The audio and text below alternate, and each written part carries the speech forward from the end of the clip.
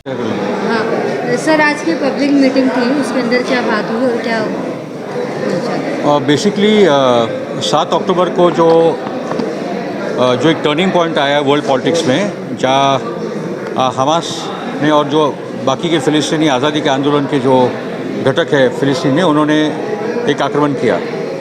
और ये बोला जा रहा है कि बहुत बड़ा क्रूर आक्रमण था और अनप्रोवोक था। रियलिटी ये कि ये 2 दिन 5 दिन की बात नहीं है, ये 106 साल का सवाल है। जब 1917 से फ़िलिस्तीनी जनता पे, फ़िलिस्तीनी देश पे, फ़िलिस्तीनी की ज़मीनों पे यहूदी ज़ायनिस्ट, जूइश ज़ायनिस्ट ने ब्रिटिश एम्पायर के माध्यम से वो ज़मीन कैप्चर करना शुरू किया था। तो क्यों हुआ ये पूरी घटना? गाज़ा पट्टी से एक हुआ। गाज़ा पट्टी 35 बाई 12 किलोमीटर की एक जगह है, या लगभग 23 से 25 लाख लोग जीते हैं, जिसमें 40% बच्चे हैं। उनको 16 साल से कैद करके रखा है, एक जेल में बंद करके रखा है। हम खुद साथी भारत से वहाँ पहुँचे थे। एक कारवा हम लोगों ने निकाला था 2010-11 में, 35 दिन का कारवा था, जब हम लोग ने end the siege of Gaza, मगर गाज़ा पे जो ब्लॉकेड है, जो सीज है, जो घेराबंदी है, उसको ख़त्म करने के लिए दुनिया भर के कारवा निकले थे। कोई शिप से आ रहे थे, कोई ज़मीन से आ रहे थे, हम लोग यहाँ से गए थे। तो गाज़ा की जो पाबंदी है वो इलीगल है, वो वॉर क्राइम है। आपने जिस देश पे कब्जा किया है, वो उस देश की जनता की सुरक्षा आपकी जिम्मेदारी बनती है। वो इज़राइल वो पूरा वॉर क्राइम्स वहाँ कर रहा है। तो आपका पानी, आपकी इलेक्ट्रिसिटी, आपका खाना, आपकी हवा और आपका दरिया, ये पूरा का पूरा इज़राइल के कब्जे में। तो 16 साल से बमबारी कर रहे हैं आप। अभी तक 2008 से अभी तक आपने 1.5 लाख पैलेस्टीन्स को या मार डाला है या उनको इंजर कर दिया है, जिसमें से 33,000 बच्चे हैं। तो ये वक्त आ चुका था, और 1.5 साल के लिए गाज़ा की आबादी ने अहिंसक आंदोलन की कोशिश की थी।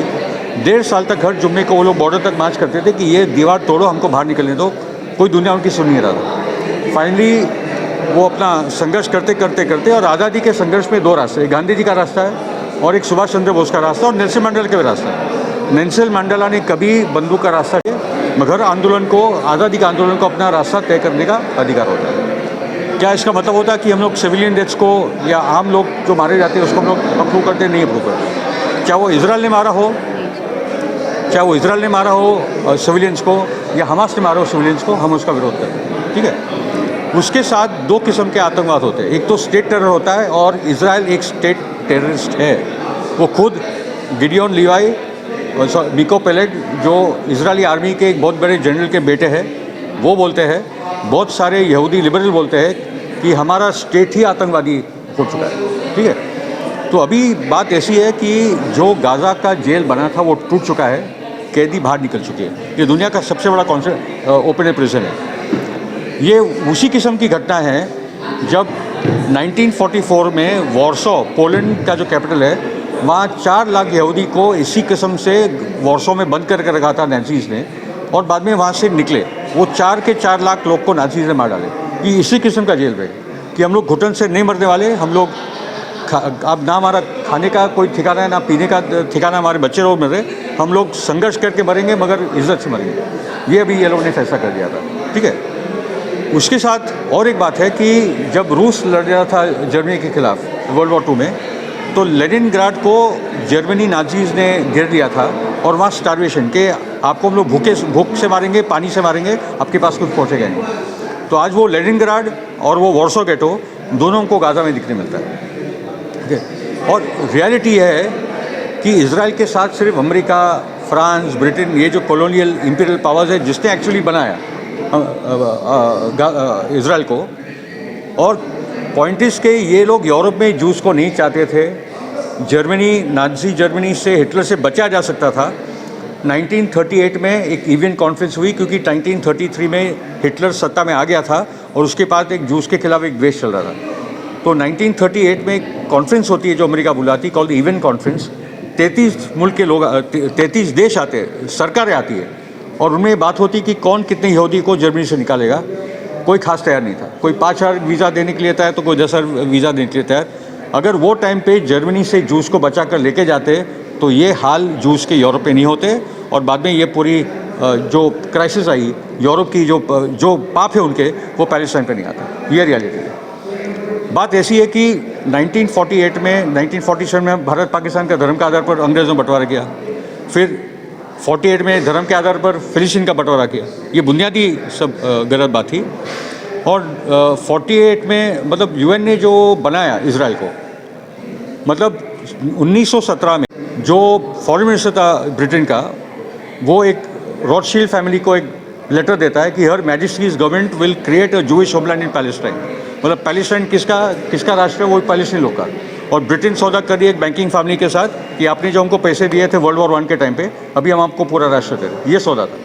वो टाइम पे यहूदी आबादी फिलिस्तीन की, और वो वहाँ के मूल निवासी थे। जैसे मुस्लिम क्रिश्चियन जो पैलेस्टीन के थे सब मूल निवासी थे। तो 3 से 5% यहूदी आबादी थी। होते होते वो 33% हो गई। और बाद में यूनाइटेड नेशन ने कहा कि 33%, मतलब जो एक कमेटी बैठी थी कि बंटवारा कैसे हो, तो 33% यहूदी आबादी को आप 56% दे देते हो, जिसमें एग्रीकल्चर जो खेती वाली ज़मीन दी थे आप उनको वो दे रहे हो, और जो 67% है उनको 44% दे रहे हो, आप उनका देश बांट रहे हो। तो ये तो होना नहीं था। अरबों की तरफ, फिलिस्तीनियों की तरफ से ये प्रस्ताव आया था कि देश को बांटो मत, हम लोग एक ही राष्ट्र में रहेंगे, इक्वल राइट्स वाला राष्ट्र होगा, एक 1 डेमोक्रेटिक स्टेट होगा। माना नहीं। होते होते वो इतिहास लंबा है, मगर बाद में फिलिस्तीनियों ने अभी ये मान्यता ले ली है कि जो 2 राष्ट्र है, 2 राष्ट्र की जो 1967 की जो बात है, हम लोग 22% ज़मीन हमारी लेंगे, 70% आपने हमसे ले लिया, 48 में ले लिया, 1948 में हमको 22% ज़मीन दे दी है, वो भी इजराइल देने के लिए तैयार नहीं है। और ये जो ज़ायनिज़्म की आइडियोलॉजी है, वो हाईली रेसिस्ट आइडियोलॉजी है कि हम ही सर्वश्रेष्ठ है। जैसे यहाँ मनोवाद का प्रॉब्लम है, वैसे ग्लोबल स्तर पे ज़ायनिज़्म का प्रॉब्लम है। ठीक है, कि हम ही सर्वश्रेष्ठ है, ये ईश्वर ने हमको बनाया, तुम लोग तो सब कीड़े मकोड़े, और कीड़े मकोड़े करके दूसरे लोग को देखते हैं और उनके साथ बर्ताव करते हैं। अभी की परिस्थिति ये है कि 2 तरीके हैं इसको सॉल्व करने के लिए। जो रशिया बोल रहा है, चाइना बोल रहा है, जो मोदी जी को बोलने चाहे था, बाद में 5 दिन के बाद हमारी सरकार ने बोला कि 2 राष्ट्र का निर्माण हो, ये जंग खत्म हो, सीज़ फायर हो, गाज़ा पे जो पाबंदी है वो बंद हो, खाना पीना उनका वापस चालू करो, उनको जो कैद में डाला था वो बंद करो, और finally 2 state solution, United Nations 242181338 है, वो सब अमल में लाओ और 2 राष्ट्र निर्माण करो। ये काम एक हफ्ते के अंदर हो सकता है अगर करना है तो, मगर अमेरिका नहीं होने देगा, इजराइल करेगा नहीं, ब्रिटेन भी नहीं करेगा, वो लोग सिर्फ बातचीत करते हैं। मगर चाइना और रूस ने एक पोजीशन ले लिया है कि अभी वेस्टर्न वर्ल्ड फेल हुई है, अभी हमको इंटरनेशनल कम्युनिटी को जमा करके हम इसका पॉलिटिकल सोल्यूशन लाते हैं। एक तो पॉलिटिकल सोल्यूशन की बात है। दूसरा है कि अभी लैंड ऑपरेशन अगर इजराइल ने चालू कर दिया, उसके बाद ईरान, लेबनीज हिजबुल्लाह, जो सेकुलर फोर्सेस है, जो कम्युनिस्ट फोर्सेस है लेबनान में, जो सीरिया की सरकार है जो सेकुलर है, जो इराक है, ये सब के सब पैलेस्टाइन को बचाने के लिए आएंगे, क्योंकि वो भी उनके आंखों के सामने ये नहीं देखने वाले कि फिलिस्तीनी मासूम लोग मारे जाए। ओके, क्योंकि बैलेंस ऑफ पावर बदल चुका है। अफगानिस्तान के बाद में अमेरिका हारा, और यूक्रेन में तो हारा ही हारा रशिया के सामने।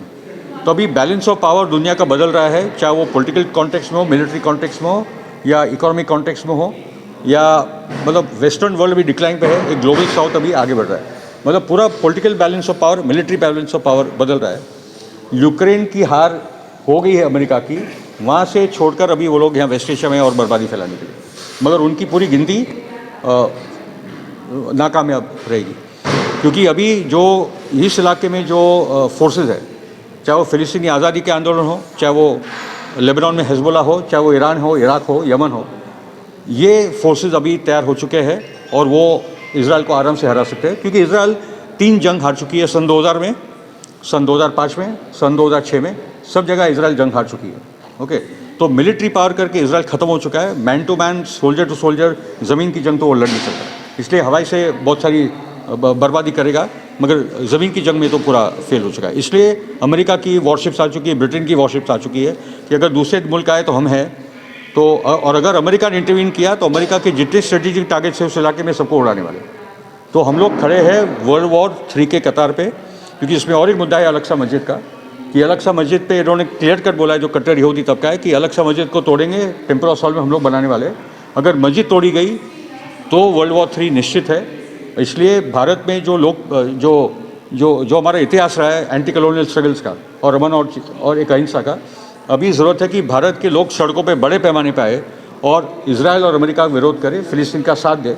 और अगर एक बड़ा पब्लिक ओपिनियन दुनिया बनता है कि करोड़ लोग सड़कों पर आने लगे, तो इजराइल अमेरिका का हार तय है, फ़िलिस्तीनी आज़ादी आंदोलन का जीत भी तय है। अभी दुनिया बदल चुकी है। तो सर आज की